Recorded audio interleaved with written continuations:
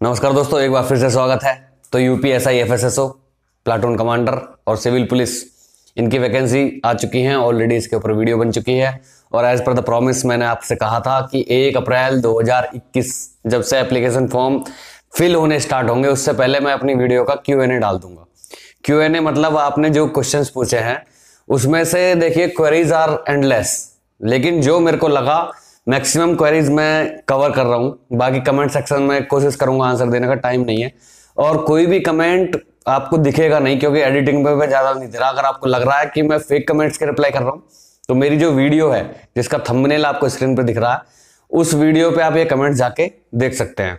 तो स्टार्ट करते हैं बिना टाइम वेस्ट करे। ये मैंने कमेंट्स नोट कर लिए हैं। तो हर्ष कुमार का कमेंट है कि वर्किंग आवर ऑफ यूपीएसआई और लीव्स। तो यूपीएसआई 3 है, एक एफएसएसओ है, एक प्लाटून कमांडर है और एक एसआई सिविल पुलिस है। तो सिविल पुलिस का मैं बता दूं आपको, वैसे ऑलरेडी इस पे वीडियो बन चुकी है। तो सिविल पुलिस का मैं बता दूं 24 घंटे की ड्यूटी रहती है। 24 घंटे में ऑन डिमांड 13-14 घंटे नॉर्मल रेगुलर चलती है ड्यूटी सिविल पुलिस की, और छुट्टी तो आप भूल ही जाइए।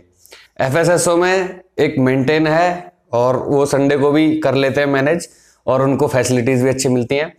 और आते हैं प्लाटून कमांडर पे। तो प्लाटून कमांडर अपनी फैमिली को अपने क्वार्टर में ही लेके शिफ्ट कर जाते हैं, तो इतनी कुछ खासा प्रॉब्लम नहीं होती है। छुट्टी का उधर भी ज्यादा दिक्कत ही रहती है क्योंकि एक जिम्मेदारी वाली पोस्ट है, तो उस हिसाब से चलता है। फिर उसके बाद नेक्स्ट कमेंट अनूप करते हैं और कई बार इन्होंने कमेंट किया है तो इनका रिप्लाई भी बनता है। भैया प्लीज माई आंसर सिविल या पीएसी या FSSO, choice who is best. देखिए मैं सिर्फ आपको बता सकता हूं कि कौन कौन सी जॉब में क्या क्या प्रोफाइल है। बेस्ट अगर मैं अपनी तरफ से बोलूं तो सबसे नंबर 1 पे एफएसएसओ है, दूसरे पे सिविल पीएसी, ये आपकी चॉइस है।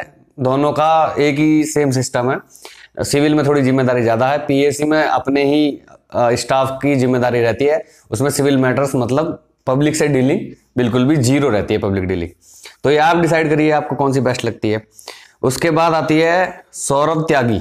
सौरभ त्यागी कहते हैं भैया अदर स्टेट वालों को जनरल की कंसिडर करेंगे और अदर स्टेट वालों की वैकेंसी बस 5% होती है। तो सीधी बात है, बिना डोमिसाइल के जब किसी भी चीज में रिलैक्सेशन नहीं मिल रहा, तो यूपी का डोमिसाइल से ही सब कुछ मिल रहा है, तो इसका मतलब अदर स्टेट वाला जनरल में ही फाइट कर सकता है। और मेरे अकॉर्डिंग 3% अदर स्टेट की वैकेंसी होती है। मैं इसमें श्योर नहीं हूं, अगर कोई श्योर है तो वो कमेंट बॉक्स में इसका आंसर दे सकता है। 5% या 3% है, I am not sure about it. उसके बाद आते हैं हमार चैनल। हमार चैनल कह रहे हैं सर जी यूपी पुलिस से रिजाइन के बाद पेनल्टी कितनी देनी पड़ती है?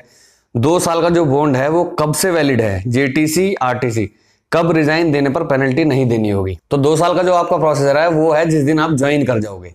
The date you join your duty, मतलब आप जेटीसी पे जिस दिन पहुंच गए उस दिन से आपका 2 साल आप काउंट कर लीजिए। 2 साल कंप्लीट होने वाली डेट तक, जैसे ही वो डेट क्रॉस होगी 2 साल आपके कंप्लीट हो जाएंगे और आपकी पेनल्टी 0 हो जाएगी।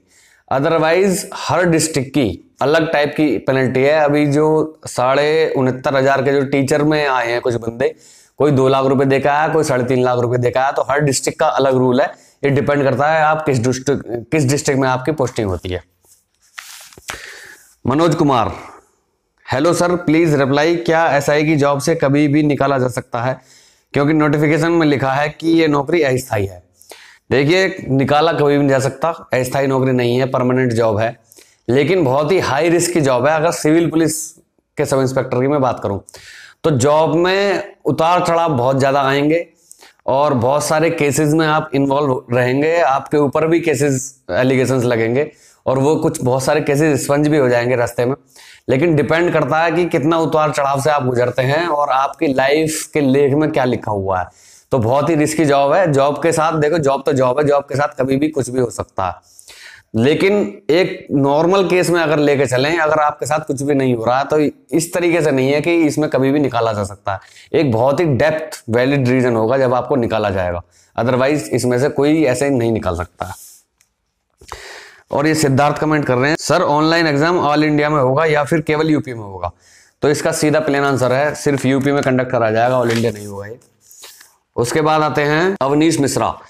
अवनीश मिश्रा कह रहे हैं भैया मेरा ईडब्ल्यूएस सर्टिफिकेट सितंबर 2020 का बना है। सितंबर 2020 अप्रैल के बाद का हो गया। क्या मुझे नया सर्टिफिकेट बनाना पड़ेगा? उस प्रमाण पत्र पर लिखा है कि यह वित्तीय वर्ष 2020-21 के लिए मान्य है, तो क्या फिर से बनवाना पड़ेगा? नहीं भाई, फिर से नहीं बनवाना पड़ेगा। अगर अप्रैल 2020 के बाद का आपका ईडब्ल्यूएस सर्टिफिकेट बना हुआ है तो वो 20-21 का है, 21-22 का है। आपको अप्रैल 2020 के बाद से लेके जिस दिन आप अप्लाई कर रहे हैं उससे पहले का, इस बीच का ईडब्ल्यूएस सर्टिफिकेट लगना है बस। अगर बना हुआ है सितंबर 2020 का तो वो चल जाएगा।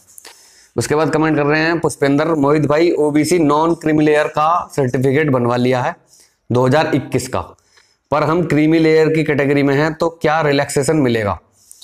तो दोस्त, अगर आप नॉन क्रीमी लेयर में हैं और आपने मतलब आप क्रीमी लेयर में हैं ओबीसी में और आपने नॉन क्रीमी लेयर का बनवा लिया, तो ये डिपेंड करेगा कि आप डॉक्यूमेंट वेरिफिकेशन में पकड़े जाओगे या नहीं।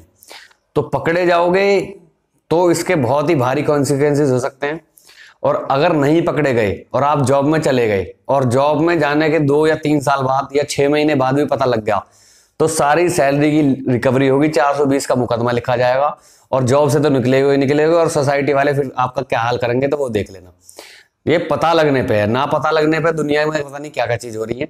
ये अब आपका रिस्क है कि आप क्या करना चाहेंगे, क्या डिसीजन आप लेंगे इस चीज में। Pankaj Baghel, SSC stenographer grade 2400 या UPSI grade 4200, which one is comparatively better? My family members are suggesting me for UPSI because of its respect, salary and so-called ऊपरी कमाई. So I am very confused which one is better. Please give me your opinion. Sir, मेरे opinion में SSC stenographer जो 2400 grade pay है, इसकी job profile मेरे को पता नहीं है, पर ये नाइट में ड्यूटी कभी भी नहीं होती होगी। तो अगर आप मेरी माने और आप अगर ग्रेजुएशन में बीएससी से हैं तो ये इसमें एफएसएसओ का ट्राई कर लेना। अदरवाइज ये आपके गट्स पे डिपेंड करता है कि ऊपरी कमाई में आपका कितना इंटरेस्ट है। 4200 ग्रेड पे की जॉब में आपको और दरोगा का जो सो कॉल्ड पावरफुलनेस जो दूर से दिखाई देती है उसमें आपको कितना इंटरेस्ट है। तो स्टेनोग्राफर की जॉब प्रोफाइल आप किसी से मालूम कर लेना और उससे कंपेयर कर लेना, और फिर ये आपका डिसीजन है भैया कि आपको क्या ज्वाइन करना है, आप अपनी लाइफ से क्या चाहते हैं। उसके बाद आता है random Indian guy, sir UPSI में हिली रीजन के लिए कोई हाइट रिलैक्सेशन है? मेरी हाइट 166.5 है, प्लीज रिप्लाई जरूर करना। तो माय फ्रेंड, नोटिफिकेशन में हिली एरिया के लिए कोई भी रिलैक्सेशन मेंशन नहीं है। तो मेरे अकॉर्डिंग मैं यही कहना चाहूंगा कि नोटिफिकेशन से अलग से कोई अनाउंसमेंट करना इज क्रॉसिंग द लिमिट। तो नोटिफिकेशन में नहीं है, बाकी जब एप्लीकेशन फॉर्म आएंगे उसमें देख लेना, आपके लिए ऑप्शन खुलेगा। अदरवाइज तो ऐसा कुछ फैसिलिटी हिली एरिया के लिए है नहीं सब इंस्पेक्टर में। उसके बाद वैभव सिंह लिख रहे हैं, मोहित भाई प्लीज रिप्लाई, मेरा एससी का कास्ट सर्टिफिकेट यूपी वाला है, बट जो विज्ञप्ति में दिया है वो बनवाना पड़ेगा कि यूपी गवर्नमेंट वाला ही चल जाएगा? दोस्त, यूपी गवर्नमेंट वाला ही चल जाएगा। सिर्फ वो सर्टिफिकेट जो भारत सरकार के लिए, भारत सरकार के उसमें कुछ एससी वाले ओबीसी में आ जाते हैं और कुछ ओबीसी वाले जनरल में आ जाते हैं। तो भारत सरकार के अंडर में जो भारत सरकार की जॉब के लिए जो आपके सर्टिफिकेट लगते हैं वो ना बन के यूपी गवर्नमेंट के लिए जो सर्टिफिकेट बनते हैं, मतलब आपके जनसेवा केंद्र से जो यूपी का बना हुआ है, चाहे वो एससी का चाहे ओबीसी का, वो एप्लीकेबल है यूपी के एग्जाम्स के लिए। और सेंट्रल गवर्नमेंट के लिए जो भारत सरकार वाला अलग से बनता है वो अगर आप लगाएंगे तो आप जनरल कैटेगरी में आ जाएंगे। उसके बाद Kuldeep Kumar, central government employees के लिए यूपीएसआई में एनओसी के बारे में बताएं और कब और क्या सेंट्रल गवर्नमेंट एम्प्लॉयज को यूपीएसआई ट्रेनिंग में सैलरी मिलेगी?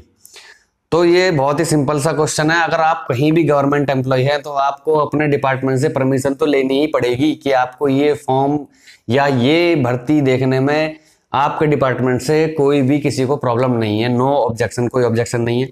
और यूपीएसआई ट्रेनिंग में आपको सेंट्रल गवर्नमेंट के हिसाब से सैलरी नहीं मिलेगी। जब आप यहाँ ज्वाइन करेंगे तो वहां से रिजाइन करके ज्वाइन करेंगे तो वहां से आपका मैटर क्लोज।